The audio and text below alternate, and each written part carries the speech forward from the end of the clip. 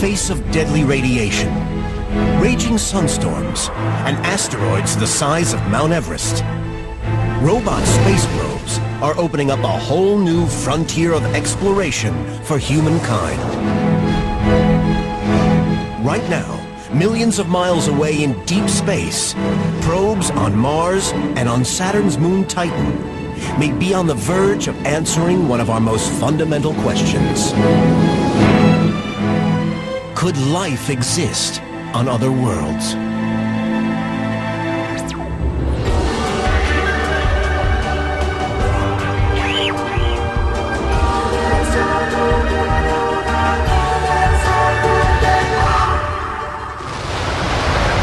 Since the dawn of the space age in the 1950s, man has sent over 200 robotic probes into space. Millions or even hundreds of millions of miles from home, these astonishing machines are our eyes and ears in space. Orbiting other worlds, landing on alien moons, probes have shown us the universe up close and personal. They have brought back samples from moons and comets, and even the sun itself. These are delicate, super sophisticated machines, yet they must survive the brutal battering of launch, the savage cold and radiation of space, all to help science solve the great mysteries of our solar system.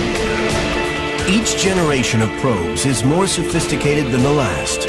Now, decades of design and experiment have culminated in the two most ambitious probe missions ever, set to explore the two worlds in our solar system that most resemble our own planet Earth. Mars, cold, almost airless, and flooded with deadly radiation. Yet this is one of the few places we might find liquid water, a vital ingredient for life as we know it. But safely landing two large and delicate rovers on the surface of an alien world, after a journey of nearly 300 million miles through space, is a near impossible challenge. And then Titan, Saturn's largest moon, so cold that its rocks are made of water ice, and its rivers are liquid methane. Titan closely resembles Earth billions of years ago. Reaching this mysterious world requires a 7-year journey, passing through the asteroid belt, and an encounter with Saturn's deadly rings. Scientists hope that somewhere on these worlds, they may find clues to answering mankind's most fundamental question: is there life elsewhere in the universe? NASA's plans to send 2 rovers to Mars got underway in the year 2000. Their mission: to spend 3 months exploring the red planet's surface. The mission's principal investigator, Professor Steve Squyres, has dedicated 16 years of his life to making this ambitious mission a reality. I had absolutely no idea how rough it was actually going to be. A lot rides on this mission. 2 previous probes to Mars have failed. The first was planned to orbit around the planet. It missed and burned up in the atmosphere. The cause, a mix-up between English and metric units. Then, just 10 weeks later, they lost its sister probe. Our mission arose from catastrophe. We had 2 missions that preceded us, Polar Lander and Climate Orbiter, that were both lost at Mars. Squyres' project is mission almost impossible. He has just under 3 years to build and launch 2 new rovers. Either we were going to go to Mars when we did, or we probably were never going to go at all. And so we had this absolutely inflexible deadline.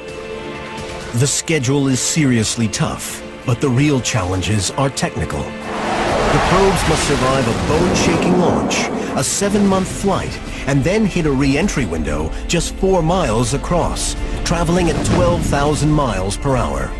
In the atmosphere, a complex parachute system will decelerate the probes to just 12 miles per hour. They will literally bounce to a standstill using a series of airbags. Only once the protective casing opens can their mission begin. To design and build 2 Mars rovers from scratch in just 3 years is an incredible challenge. But the engineers have one big advantage. 3 years earlier, when 2 Mars missions failed, one other mission, Pathfinder, succeeded. Pathfinder was the first roving vehicle to have been safely delivered to another planet. It didn't travel far, but proved it could be done. The 2 new rovers are scaled-up versions of the original. But there's a problem. The rovers get scaled up and up. More and more instruments get added. A panoramic camera, sophisticated geological tools, a microscope, then large solar panels to power it. When we actually got down to the business of stuffing it into the lander, it was about 10% too big. It wouldn't fit in the lander. The team set to work to build a bigger craft to transport the rover through space to its final destination.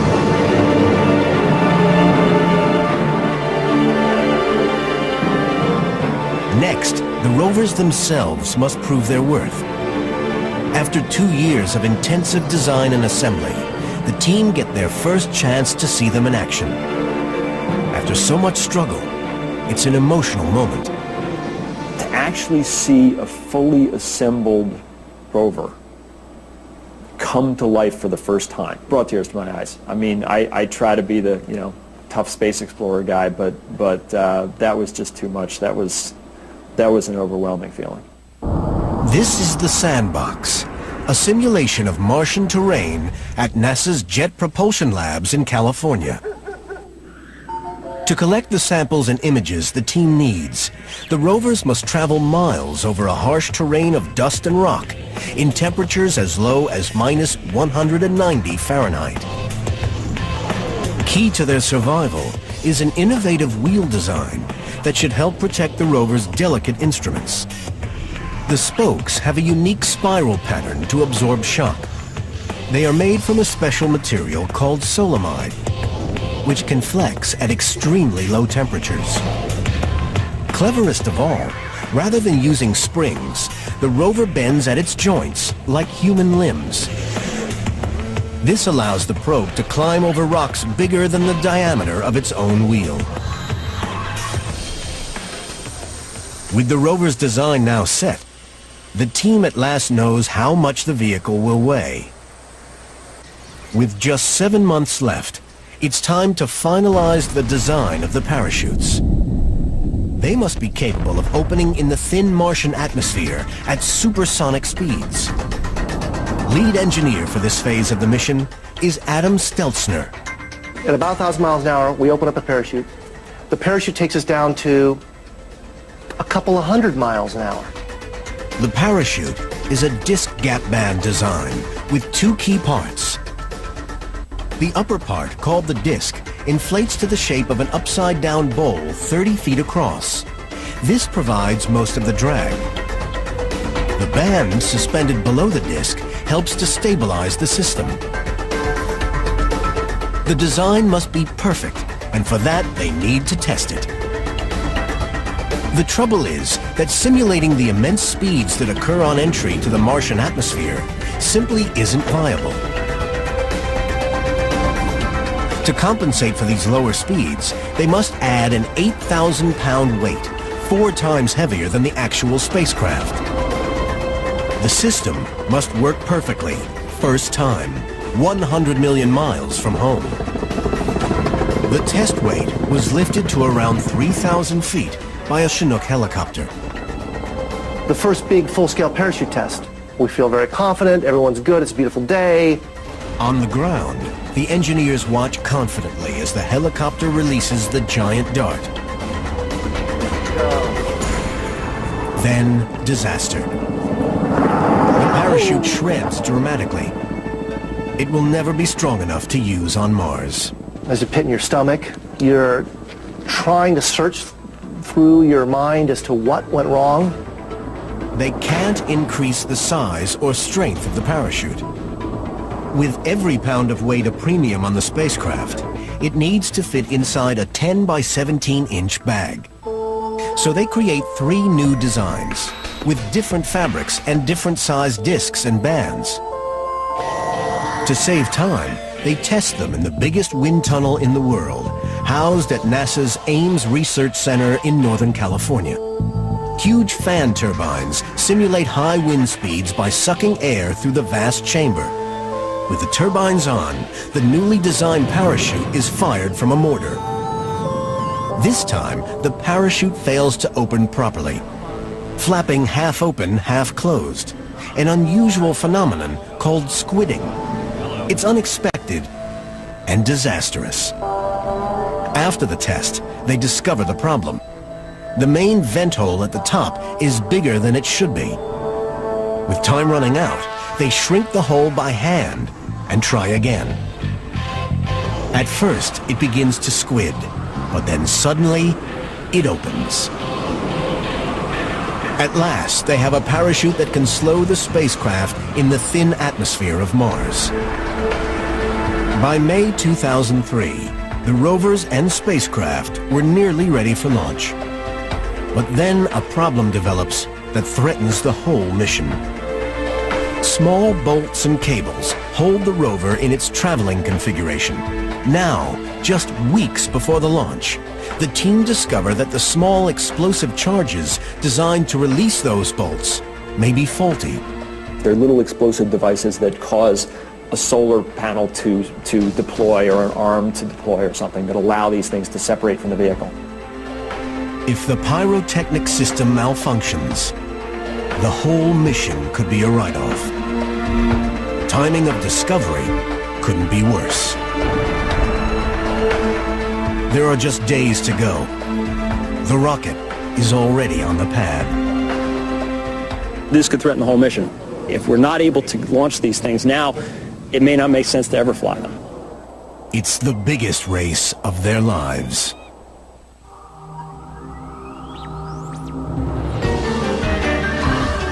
May 2003. After 3 years of preparation, the Mars rover Spirit is ready for launch. But at the very last minute, a technical problem could force the mission to miss its launch deadline. The design team have discovered that the pyrotechnic cable cutters that release the rover when it reaches Mars may be faulty. They can't be sure without checking.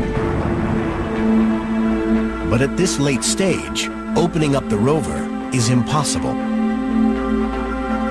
There is only one solution: to track down the fired pyrotechnic cable cutters used during the testing phase to see whether they were flawed.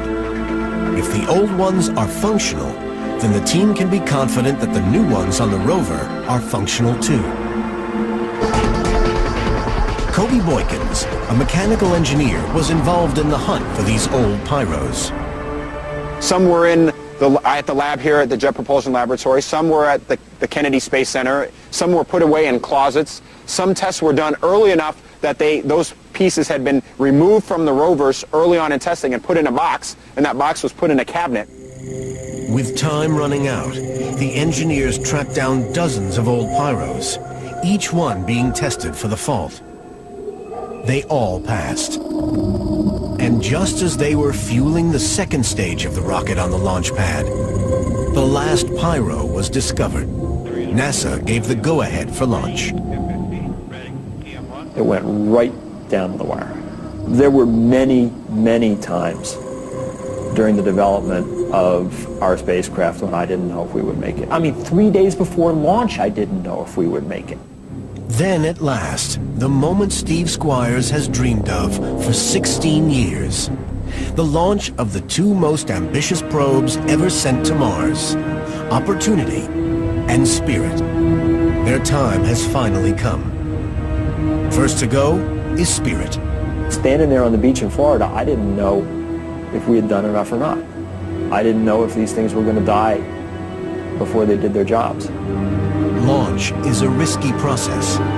Millions of dollars of complex engineering can be obliterated in an instant.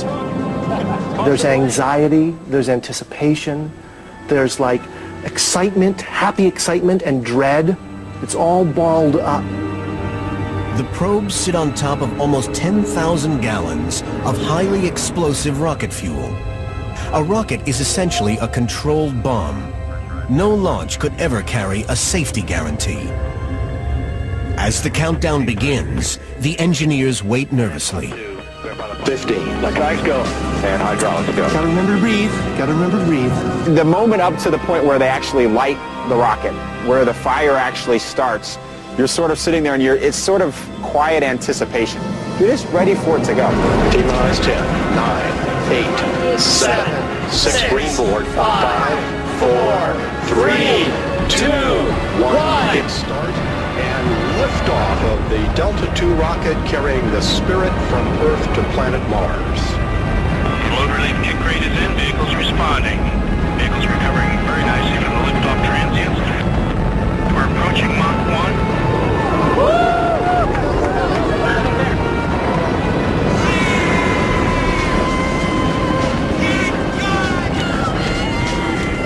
It sounds silly. I mean, it's a robot. It's a piece of metal, right? It's not a human being by any stretch. But you develop this sort of intense feeling for them, and then, man, you put the thing on top of a rocket, and it's gone. And you realize, I'm never going to see this thing again. And we're out there hoping it's going to go, hoping it's going to go. Boom, it goes.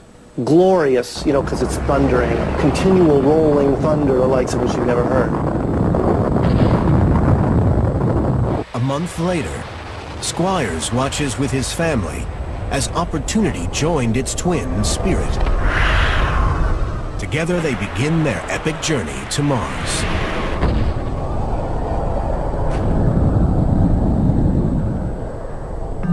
But why do we keep going back to the Red Planet? The answer is water. Older probes in orbit around Mars have revealed telltale signs of ancient water erosion on the Martian landscape. Gullies, riverbeds, perhaps even oceans. And where there's water, there might just be life. The signs are unmistakable because they also appear on Earth. Planetary geologist Professor Phil Christensen studies how water erodes our planet's surface.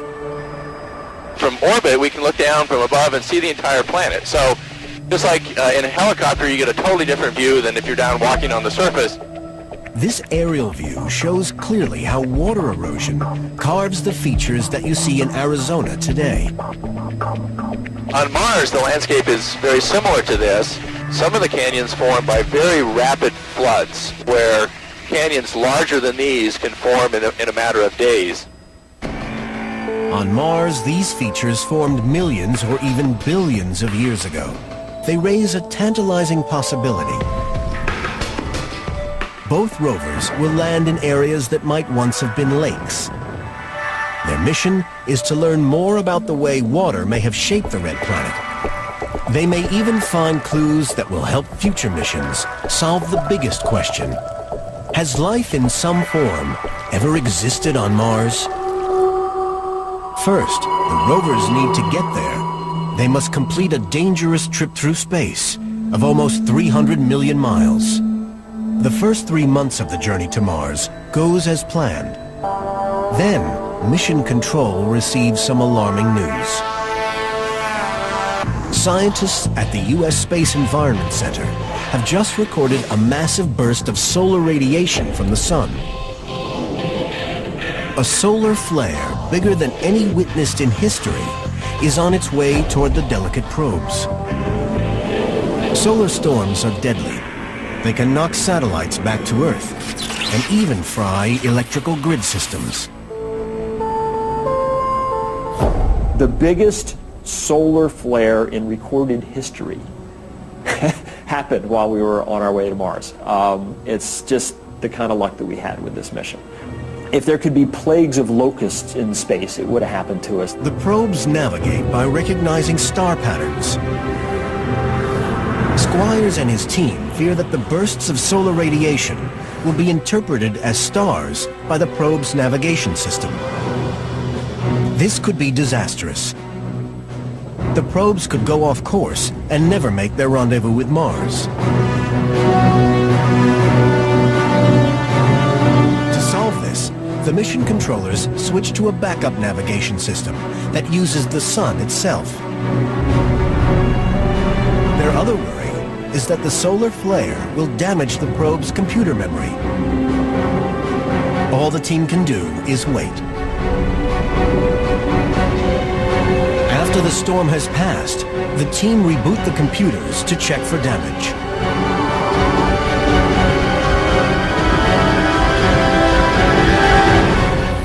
To their enormous relief, the memory is intact.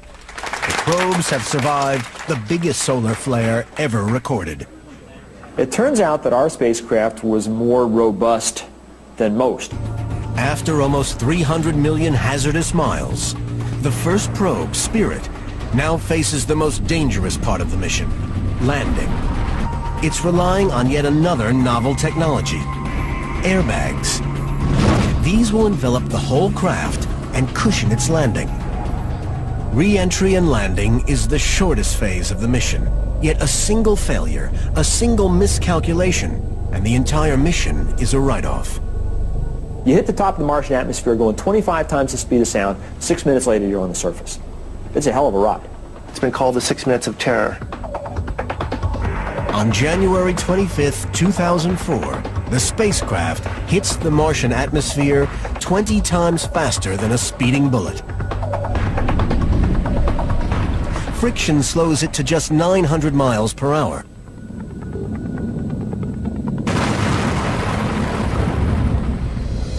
It's time for the parachute to deploy. But has it opened correctly? In mission control, they nervously wait for a signal. Minutes pass. Then, at last, a faint signal. The lander is now descending on a cable, hanging below the entry vehicle. Next, they must wait for the airbags to deploy and stay intact. It has to be able to take an impact at freeway speeds running into a pile of rocks. Finally, seconds before landing, reverse rockets will fire to soften the impact. Once again in mission control, they wait for a signal.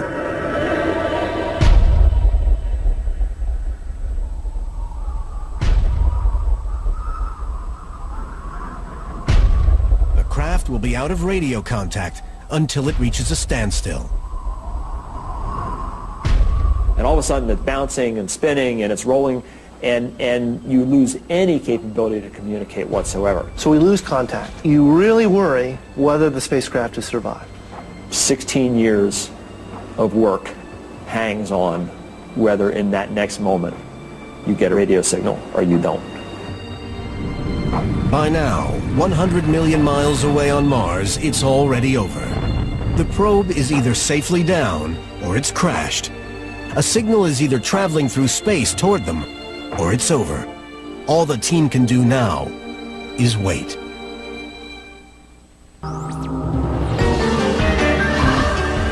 The space probe has landed on Mars after a terrifying deceleration from 12,000 miles per hour to 0 in 6 minutes.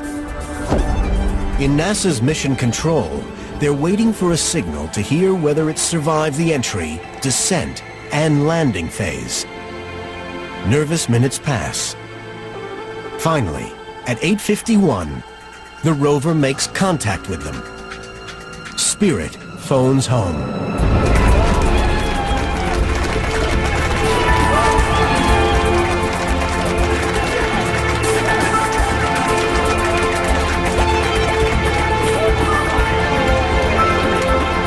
An interplanetary hole-in-one, without a doubt. But there is still one more obstacle before the probe can start its work. Would the cable cutters that nearly grounded the probe work when the explosive bolts fired? Or would the most complex robot vehicle ever designed be trapped on its lander for the rest of time? If everything works the right way, the rover unfolds itself, deploying its solar panels and panoramic camera. The rover then sends the first pictures back to mission control.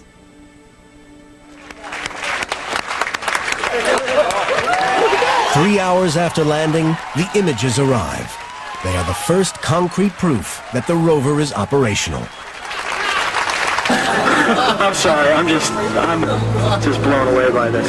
I will attempt no science analysis because it looks like nothing I've ever seen before in my life. But for me, it was just this immense burden being lifted from my shoulders that we would never get to Mars. You know, here was a signal from our vehicle, from the world that we had built it for the first time. The human species got a new definition of Mars that evening. And to see those images the first time they come down, that I'll never forget that. The very best moment of the whole mission was that first moment when we had 6 wheels in the dirt on Mars. That, to me, was the triumphant moment. Spirit's sister probe, Opportunity, lands safely 3 weeks later. Against enormous odds, Squires and his team have landed the 2 largest and most complex rovers ever sent to Mars. The mission, to search for signs of water, has begun. Now the rovers must contend with the harsh conditions of Mars: dust storms, rocks, and craters. Avoiding all this falls to rover driver Scott Maxwell. I have the greatest job in 2 worlds. I come in every day and I look at pictures from another world that nobody's ever seen before. It's very much like a video game. And we have a 3D copy of the rover that we put down inside that video game, and we drive it around. Every evening, the driving team uploads the commands for the day to the rover's onboard computers. The sun gets strong enough to power the rovers for just 4 hours every day. During that time, they can travel up to 330 feet. But mostly they don't travel that far. They find an area with interesting rocks and soil, then stay to explore. Cameras on board the rovers help them avoid obstacles like rocks and craters. As they're driving along, they can take pictures of the world and reason about what's in it. They can figure out what the world looks like in 3D and find a safe path. Only 8 days into the mission, Opportunity rover comes across some strange rocks. They are small and perfectly round. The team nicknamed them blueberries. On Earth, blueberry-shaped rocks normally only form in liquid water. Could these be proof that there was once a lake here? Geologist Marjorie Chan believes so. Before the mission even began, she had predicted that if water once existed on Mars, the probes might find formations of this kind. When the rovers sent back those first images from Opportunity, we saw those balls and we just went crazy. The team is delighted. The mission to search for signs of ancient water is bearing fruit. Then comes even more evidence. The rovers discovered 2 minerals, goethite and jarosite, which could only be formed in the presence of water. After 4 decades of looking, they now had hard evidence. Groundwater did once flow over Martian rocks. Oh, I think the evidence is overwhelming that they have evidence for water on Mars. On Earth, water means life. If there is still water flowing on Mars, who knows what future missions might find. But water alone is not enough to get life started. That requires a complex soup of organic chemicals as well. On Earth, life started just under 4 billion years ago. And since then, our planet has become a very different place. We can't go back in time to study the conditions on early Earth, but we can still study those conditions today on another world. In the early 1980s, the Voyager probes passed Saturn, taking the first close images of Titan, its largest moon. Measurements revealed that maybe Titan's thick orange atmosphere could contain the chemical precursors for life. In some respects, Titan's atmosphere now is like Earth's atmosphere was perhaps 4 billion years ago. Here, tantalizingly, sitting in our own solar system, was a moon very much like early Earth. But to see how life could have started, we have to go there. If landing on Mars was hard, landing on Titan could be impossible.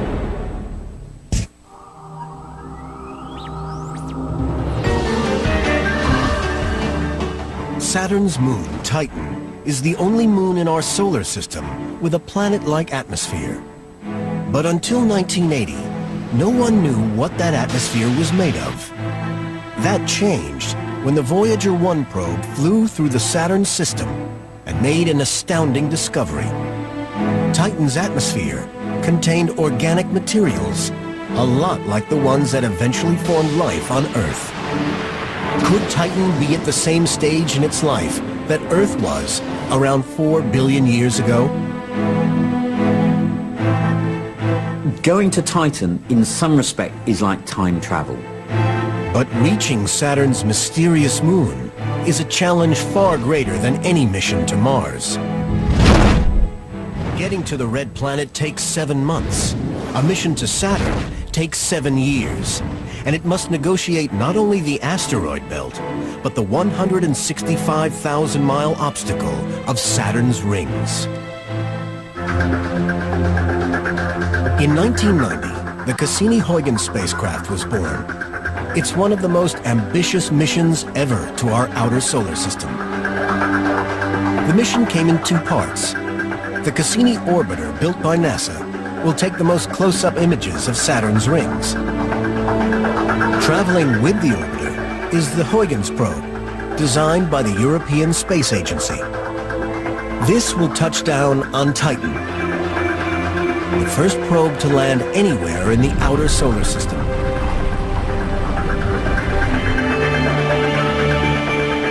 Professor John Zarnecki of the UK's Open University is one of the lead scientists on the Huygens probe. Titan is halfway across our solar system.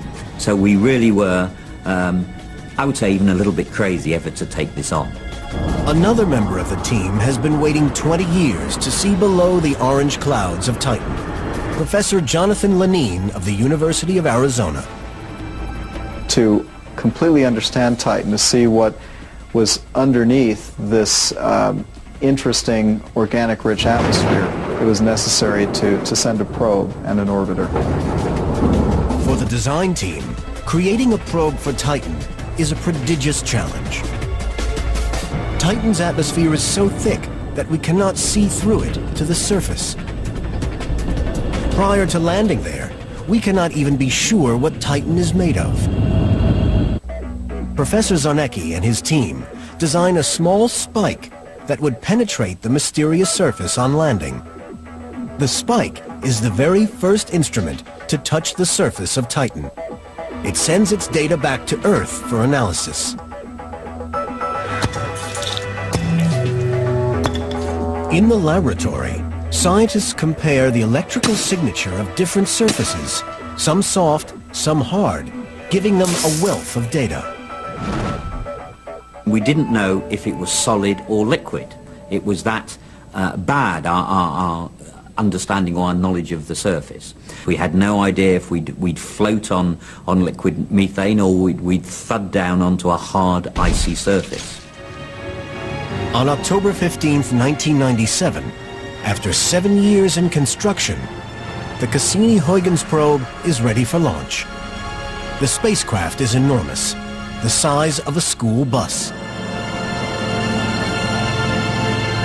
At the time, it took the largest rocket in NASA's arsenal, the huge Titan 4B Centaur launch vehicle, to send the probe into space. The rocket weighs 1,000 tons. It's the height of a 22-story building, and at 4:43 in the morning, the final countdown begins. T-minus 10. Across the world, 8,000 engineers and technicians hold their collective breath. About 4 minutes. The previous launch of a European space mission, called Cluster, saw the rocket explode shortly after takeoff, destroying the $500 million spacecraft and shattering the dreams of hundreds of scientists. All the team can do is watch and pray. Professor Marty Tomasco of the University of Arizona built the camera that would take the first pictures of Titan's surface. It was only about the 4th launch of a Titan IV for a civil space mission, And I believe the launch before us blew up on the pad. I was such a basket case during the Cassini launch. Many people have lost spacecraft, payloads, work because the rocket blows up. 5, 4, 3, 2, 1, and liftoff of the Cassini spacecraft on a billion-mile trek to Saturn. Right on time, the rocket takes off. Pitch program is in, roll program is in. The launch goes without a hitch. We have cleared The rocket rises high above the platform. Cassini's perilous 7-year journey to Saturn has begun. Turn is separation.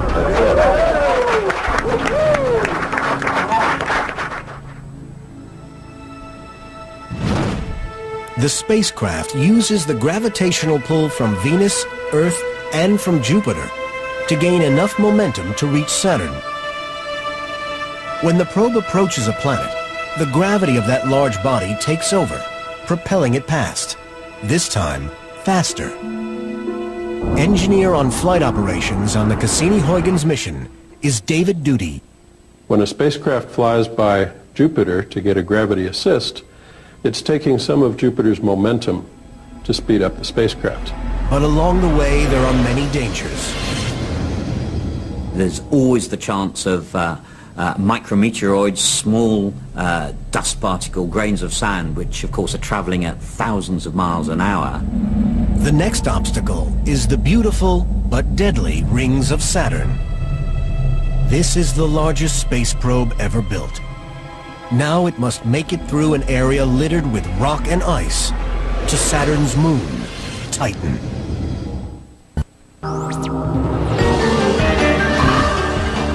The Cassini-Huygens space probe is on a 7-year journey to Saturn. If all goes to plan, Huygens will be the first probe ever to land on a body in the outer solar system. For the mission to succeed, the Huygens probe must send its data from the surface of Titan back to the orbiting mothership, Cassini. Cassini will then relay the information to Earth. Before the fixed communications system can prove its worth, Cassini and Huygens have to overcome one last deadly obstacle: Saturn's rings looming on its horizon. These rings are made up of billions of pieces of rock and chunks of ice, from the size of a dust grain to the size of a house. Saturn is 95 times as massive as Earth, and its enormous gravitational field captures any passing objects into its orbit to form the rings. These rings are wide, nearly 165,000 miles, but very thin, only about half a mile of beautiful but deadly rock and ice. To reach Titan, Cassini-Huygens will have to fly right through the gap between the 5th and 6th, or F and G rings, using its main antenna as a shield. One miscalculation, and the huge probe will smash into 1,000,000 pieces. June 30th, 2004. Cassini prepares to enter orbit. Millions of dollars and entire professional careers are on the line. Mission Control waits for a signal that the probe is still intact and operating. Cassini rotates its giant antenna and heads toward the gap. Mission Control waits nervously for the signal that the 6-ton, $3 billion spacecraft has survived. 19 minutes later, a signal comes through. Johnson just reported a signal. We've survived the ring plane crossing through the F and G ring. The probe has survived, though not completely unscathed. The Cassini spacecraft was hit about 500,000 times as it went through the ring plane at that point. Fortunately, all of the hits were of tiny particles the size of smoke particles. Despite the hits, the probe is still functioning. It's time for Cassini to release Huygens for its mission to Titan. On January 14th, 2005, Huygens enters the thick, foggy atmosphere. On board, a camera is set to take the first ever pictures of this mysterious moon. This literally was the culmination of, for many of us, more than 15 years of work. It was success or failure in a matter of just a few hours. I had had nightmares for many years that this just wouldn't work and we would not get a single piece of data from Huygens. Unlike the Mars landers with their airbags, the Huygens probe has only parachutes to slow down its fall. There are 3 of them, and they should give the probe time to take the first pictures of Titan from below the clouds. But danger heightens as re-entry and touchdown approach. It will be 4 hours before Huygens can contact Cassini to confirm it is safely on the surface.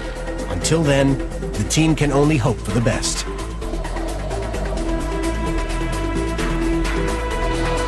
But unexpectedly, one of the telescopes tracking Cassini picks up a signal direct from Huygens itself, just an hour after the probe has landed, 3 hours before Cassini can relay the signal to mission control.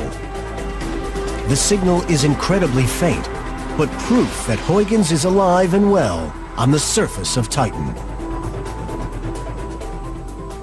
The strength of the signal received on the Earth from Huygens was unbelievably small. I think it's something like the equivalent to putting a mobile phone on the surface of the moon. Huygens was alive and transmitting directly back from Titan, the first probe to land on a celestial body in the outer solar system. Huygens has survived the landing, but the real data signal is still to come. I'd been preparing for this for many years, and I think because one always knew that it might fail, we might receive no data, I'd sort of prepared some sort of emotional barrier in case it didn't work.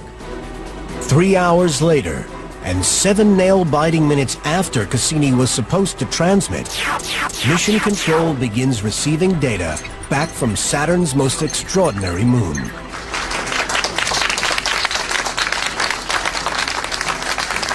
Here, for about 2 minutes, were these thumbnail images of Titan's surface, the first that any human eye had seen of the surface of Titan, coming at you 1 every second.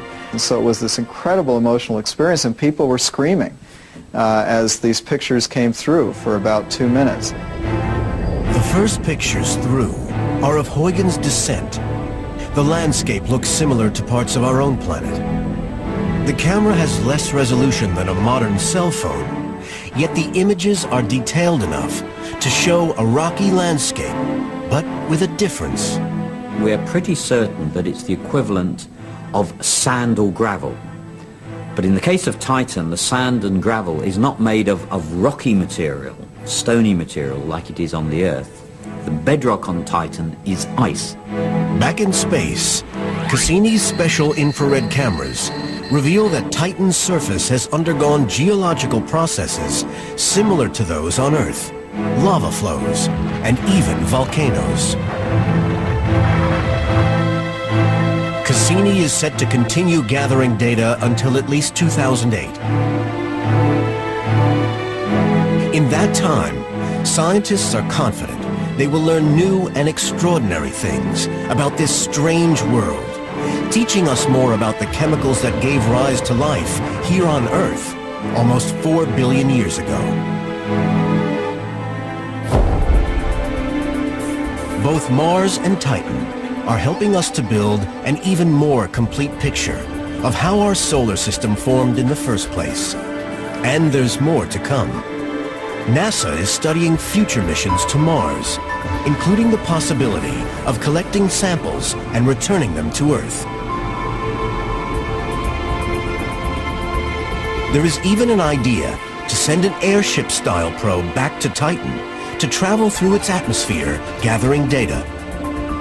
Probes such as Cassini-Huygens, Spirit, and Opportunity are the pinnacle of human technical achievement.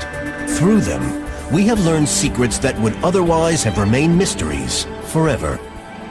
And where probes go today, Perhaps people will go tomorrow. One of the things that we're doing, I hope, with this mission is exploring the next generation of scientists and engineers who are going to go to Mars and do stuff better than we were able to do it. Okay, because they saw this on television, because they saw these pictures on the internet, and they thought, hey, that's neat. I bet I could do this. I bet I could do this better. Wherever future generations may go, whatever they may achieve, one thing is certain. Probes will go ahead of them, revealing new knowledge and new mysteries. And perhaps one day, there will even be a probe that delivers the ultimate news. We are not alone.